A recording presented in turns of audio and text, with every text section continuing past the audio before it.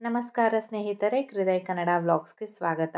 ನಾನು ಇವತ್ತಿನ ಈ ವಿಡಿಯೋದಲ್ಲಿ ದೇವಶಯನಿ ಏಕಾದಶಿ ಯಾವಾಗ ಬರುತ್ತೆ, ಅದರ ಮುಹೂರ್ತ ಯಾವುದು, ಪೂಜೆಯನ್ನು ಹೇಗೆ ಮಾಡಬೇಕು, ಅದರ ಮಹತ್ವ ಏನು, ಹಾಗೆ ಯಾವ ಮಂತ್ರಗಳನ್ನು ಪಠಣೆ ಮಾಡಿದ್ರೆ ನಮಗೆ ಒಳ್ಳೆಯದಾಗುತ್ತೆ ಅನ್ನೋ ಎಲ್ಲ ವಿಷಯದ ಮಾಹಿತಿಯನ್ನು ತಿಳಿಸ್ಕೊಡ್ತಾ ಇದ್ದೀನಿ.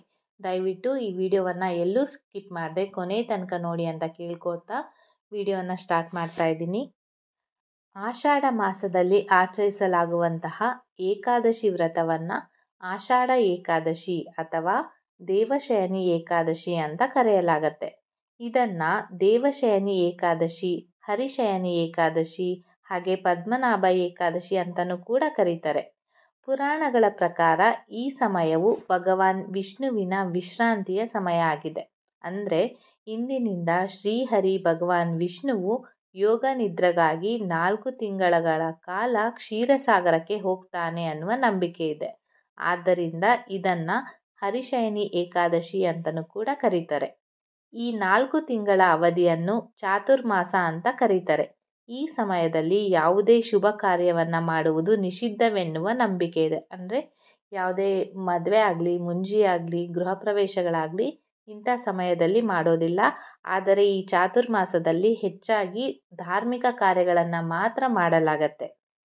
ಇನ್ನು ಈ ಬಾರಿ ದೇವಶಯನಿ ಏಕಾದಶಿ ವ್ರತವನ್ನು ಜುಲೈ 17ನೇ ತಾರೀಕಿನಂದು ಆಚರಿಸಲಾಗುತ್ತಿದೆ.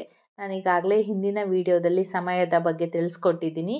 ಈ ಬಾರಿ ದೇವಶಯನಿ ಏಕಾದಶಿಯು ಜೂನ್ 16ನೇ ತಾರೀಕು ರಾತ್ರಿ 8:33 ಆರಂಭವಾಗಿ ಜೂನ್ 17ನೇ ತಾರೀಕು ರಾತ್ರಿ 9:02 ಮುಕ್ತಾಯವಾಗುತ್ತೆ. ನಮಗೆ ಉದಯ ಕಾಲ ಜೂನ್ 17ನೇ ತಾರೀಕಿನಂದು ಸಿಗೋದ್ರಿಂದ ಏಕಾದಶಿ ಉಪವಾಸವನ್ನು ಜೂನ್ 17ನೇ ತಾರೀಕಿನಂದು ಆಚರಿಸಲಾಗುತ್ತೆ. ಹಾಗೆ ದೇವಶಯನಿ ಏಕಾದಶಿಯ ಆಚರಣೆ 17ನೇ ತಾರೀಕು ಅಂತ ಪರಿಗಣಿಸಲಾಗಿದೆ. ಹಾಗಾದರೆ ದೇವಶಯನಿ ಏಕಾದಶಿಯ ಪೂಜೆಯ ವಿಧಾನವನ್ನು ನಾವು ನೋಡೋಣ. ಈ ದಿನ ಬೆಳಗ್ಗೆ ಬೇಗ ಎದ್ದು ಸ್ನಾನ ಇತ್ಯಾದಿಗಳನ್ನು ಮಾಡಬೇಕಾಗತ್ತೆ. ಮನೆಯ ದೇವರ ಕೋಣೆಯಲ್ಲಿ ದೀಪವನ್ನು ಹಚ್ಚಬೇಕಾಗತ್ತೆ. ನಂತರ ಗಂಗಾಜಲದಿಂದ ಭಗವಾನ್ ವಿಷ್ಣುವಿಗೆ ಅಭಿಷೇಕವನ್ನು ಮಾಡಬೇಕಾಗತ್ತೆ.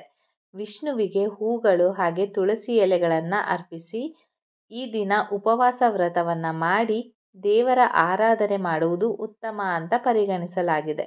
ದೇವರಿಗೆ ಭೋಗವನ್ನು ಅರ್ಪಿಸಿ ದೇವರಿಗೆ ಶುದ್ಧ ವಸ್ತುಗಳನ್ನು ಮಾತ್ರ ಅರ್ಪಿಸಬೇಕೆಂಬುದನ್ನು ನಾವು ನೆನಪಿನಲ್ಲಿಟ್ಕೊಳ್ಬೇಕು.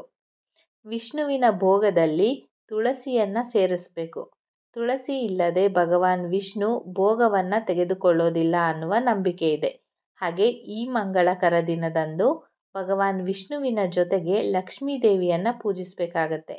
ಈ ದಿನ ದೇವರನ್ನು ಹೆಚ್ಚಾಗಿ ನಾವು ಧ್ಯಾನಿಸಬೇಕಾಗತ್ತೆ. ಹಾಗೆಯೇ ಈ ಶುಭ ದಿನದಂದು ನಾವು ಉಪವಾಸವನ್ನು ಆಚರಿಸೋದ್ರಿಂದ ಎಲ್ಲ ರೀತಿಯ ಪಾಪಗಳಿಂದ ಮುಕ್ತಿ ಸಿಗುತ್ತದೆ ಅನ್ನುವ ನಂಬಿಕೆ ಇದೆ. ಇನ್ನು ದೇವಶಯನಿ ಏಕಾದಶಿ ವ್ರತವನ್ನು ಆಚರಣೆ ಮಾಡೋದ್ರಿಂದ ವ್ಯಕ್ತಿಯ ಎಲ್ಲ ಇಷ್ಟಾರ್ಥಗಳು ಈಡೇರುತ್ತವೆ. ಜೊತೆಗೆ ಧಾರ್ಮಿಕ ನಂಬಿಕೆಗಳ ಪ್ರಕಾರ ಏಕಾದಶಿಯಂದು ಉಪವಾಸ ಮಾಡುವುದು ಮರಣಾನಂತರ ಮೋಕ್ಷವನ್ನು ನೀಡುತ್ತದೆ ಅಂತ. ಇನ್ನು ಈ ಏಕಾದಶಿಯ ದಿನದಂದು ಯಾವ ಮಂತ್ರವನ್ನು ಪಠಣೆ ಮಾಡಬೇಕು ಅಂತ ಅಂದರೆ ನಾನು ಅದನ್ನು ಉಚ್ಚಾರಣೆ ಮಾಡಿ ಹೇಳ್ತೀನಿ. ಅದನ್ನು ನೋಟ್ ಮಾಡ್ಕೊಳ್ಳಿ. ನೀವು ಕೂಡ ಈ ಮಂತ್ರವನ್ನು ನಿಮಗೆ ಸಾಧ್ಯ ಆದಷ್ಟು 27 ಬಾರಿ ಅಥವಾ 54 ಬಾರಿ ಅಥವಾ 108 ಬಾರಿ ಇದನ್ನು ಪಠಣೆ ಮಾಡಿ. ಮಂತ್ರ ಹೀಗಿದೆ: ಸುಪ್ತೇ ತ್ವಯಿ ಜಗನ್ನಾಥ ಜಗತ್ ಸುಪ್ತಂ ಭವೇದಿದಂ ವಿಬುದ್ಧೇ ತ್ವಯಿ ಬುದ್ಧ್ಯೇತ್ ಜಗತ್ ಸರ್ವಂ ಚರಾಚರಂ ಸತ್ಯಾಸ್ತಃ ಸತ್ಯ ಸಂಕಲ್ಪಃ ಸತ್ಯವಿತ್ ಸತ್ಯದಸ್ತತಾ ಧರ್ಮ ಅಧರ್ಮ ಚ ಕರ್ಮೀ ಚ ಸರ್ವಕರ್ಮ ವಿವರ್ಜಿತಃ ಕರ್ಮಕರ್ತಾ ಚ ಕರ್ಮೈವ ಕ್ರಿಯಾ ಕಾರ್ಯಂ ತಥೈವ ಚ ಶ್ರೀಪತಿರ್ನುಪತಿಃ ಶ್ರೀಮಾನ್ ಸರ್ವಸ್ಯ ಪತಿರೂರ್ಜಿತಃ ಭಕ್ತಸ್ತುತೋ ಭಕ್ತಪರಃ ಕೀರ್ತಿರ್ದಃ ಕೀರ್ತಿವರ್ಧನಃ ಕೀರ್ತಿರ್ದೀಪ್ತಿಃ ಕ್ಷಮಾ ಕಾಂತಿರ್ಭಕ್ತಶ್ಚೈವ ದಯಾಪರ. ಇದು ದೇವಶಯನಿ ಏಕಾದಶಿಯ ಮಂತ್ರ.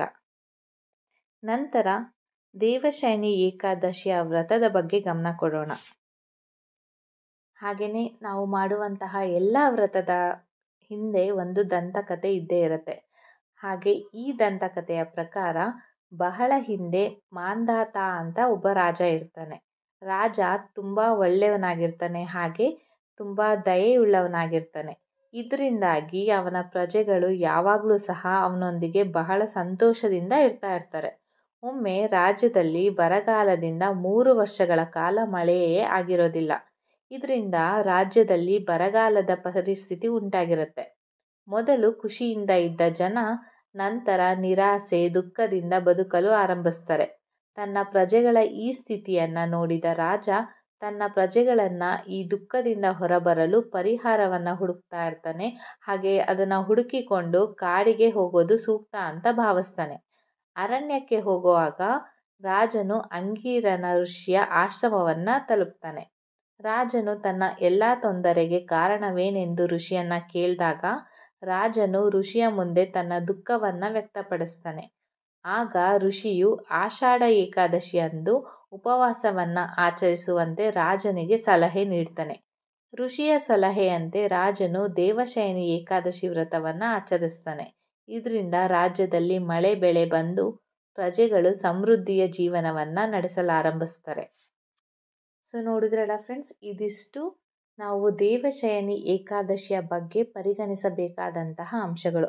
ಅಂದರೆ ಏಕಾದಶಿ ಯಾವಾಗ ಪ್ರಾರಂಭವಾಗುತ್ತೆ, ಯಾವಾಗ ಮುಕ್ತಾಯವಾಗುತ್ತೆ, ಇದರ ಮಹತ್ವ ಏನು, ಹಾಗೆ ನಾವು ಇದನ್ನು ಹೇಗೆ ಪೂಜಿಸಬೇಕು, ಜೊತೆಗೆ ಉಪವಾಸವನ್ನು ಹೇಗೆ ಆಚರಣೆ ಮಾಡಬೇಕು, ಇದರ ದಂತಕಥೆ ಏನು, ಎಲ್ಲದನ್ನು ಈ ವಿಡಿಯೋದಲ್ಲಿ ತಿಳ್ಕೊಂಡಿದ್ದೀರಾ. ಈ ವಿಡಿಯೋದಲ್ಲಿನ ಮಾಹಿತಿ ನಿಮಗೆ ಇಷ್ಟ ಆಯಿತು ಅಂತ ಭಾವಿಸಿದ್ದೀನಿ. ಇಷ್ಟ ಆದಲ್ಲಿ ವಿಡಿಯೋನ ಲೈಕ್ ಮಾಡಿ, ಹಾಗೆ ನಿಮ್ಮ ಅನಿಸಿಕೆ ಅಭಿಪ್ರಾಯಗಳನ್ನು ಕಮೆಂಟ್ ಬಾಕ್ಸ್ ಮೂಲಕ ತಿಳಿಸ್ಕೊಡಿ. ಹಾಗೆ ನೀವೇನಾದರೂ ಫಸ್ಟ್ ಟೈಮ್ ನಮ್ಮ ಚಾನಲ್ಗೆ ಭೇಟಿ ನೀಡಿ ವಿಡಿಯೋನ ನೋಡ್ತಾ ಇದ್ದರೆ ದಯವಿಟ್ಟು ಸಬ್ಸ್ಕ್ರೈಬ್ ಮಾಡೋದನ್ನು ಮರಿಬೇಡಿ. ಪಕ್ಕದಲ್ಲೇ ಬೆಲ್ ನೋಟಿಫಿಕೇಷನ್ ಐಕಾನ್ ಕೂಡ ಇರುತ್ತೆ, ಅದನ್ನು ಎನೇಬಲ್ ಮಾಡಿ ಇಟ್ಕೊಳ್ಳಿ. ಹೀಗೆ ಮಾಡೋದ್ರಿಂದ ನಾನು ಹಾಕುವಂತಹ ವಿಡಿಯೋಸ್ಗಳು ನಿಮಗೆ ನೋಟಿಫಿಕೇಷನ್ನ ಮೂಲಕ ನಿಮಗೆ ನೋಟಿಫೈ ಮಾಡುತ್ತೆ. ಹಾಗೆ ಈ ವಿಡಿಯೋವನ್ನು ಕೊನೆ ತನಕ ನೋಡಿದ್ದಕ್ಕೆ ನಿಮಗೆ ತುಂಬ ಧನ್ಯವಾದಗಳನ್ನು ಅರ್ಪಿಸ್ತಾ ನಾನು ಈ ವಿಡಿಯೋವನ್ನು ಮುಗಿಸ್ತಾ ಇದ್ದೀನಿ. ಮತ್ತೆ ಮುಂದಿನ ವಿಡಿಯೋದಲ್ಲಿ ಹೊಸ ಮಾಹಿತಿಯೊಂದಿಗೆ ನಿಮ್ಮ ಮುಂದೆ ತರ್ತೀನಿ. ಅಲ್ಲಿವರೆಗೂ ನಮಸ್ಕಾರ.